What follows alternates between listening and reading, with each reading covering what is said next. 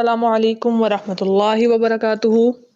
سمرہ سوال کرتی ہیں کہ اگر گوشت سڑ گیا اور بو بھی آنے لگی تو کیا گوشت ناپاک ہو جائے گا؟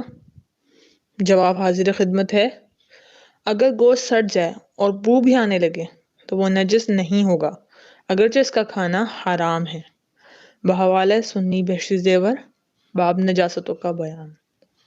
اگلا سوال، کمل پوچھتی ہیں کہ بچوں کو پیشاب کرواتے وقت کپڑوں پر نہایت باریک چھینٹیں آ جاتی ہیں تو کیا ہمارے کپڑے ناپاک ہو جائیں گے؟ جواب حاضر خدمت ہے، اگر بچوں کو پیشاب وغیرہ کرواتے وقت یا ویسے بھی اگر پیشاب کی نہایت باریک چھینٹیں سوئی کے نوکے کے برابر بدن پر یا کپڑے پر لگ جائیں تو کپڑا اور بدن پاک ہی رہے گا، اور اگر ایسا کپڑا پانی میں گر جائے تو پانی بھی ناپاک نہ ہوگا۔ بہار شریعت جلد اول حصہ دوم صفحہ 51۔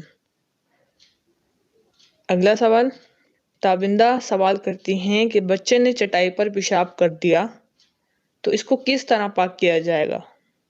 جواب حاضر خدمت ہے، جو چیز نچوڑنے کے قابل نہیں جیسے جوتا، چٹائی وغیرہ، اس کو پاک کرنے کا طریقہ یہ ہے کہ اس کو دھو کر چھوڑ دیں کہ پانی ٹپکنا موقوف ہو جائے تو وہ پاک ہو جائیں گے۔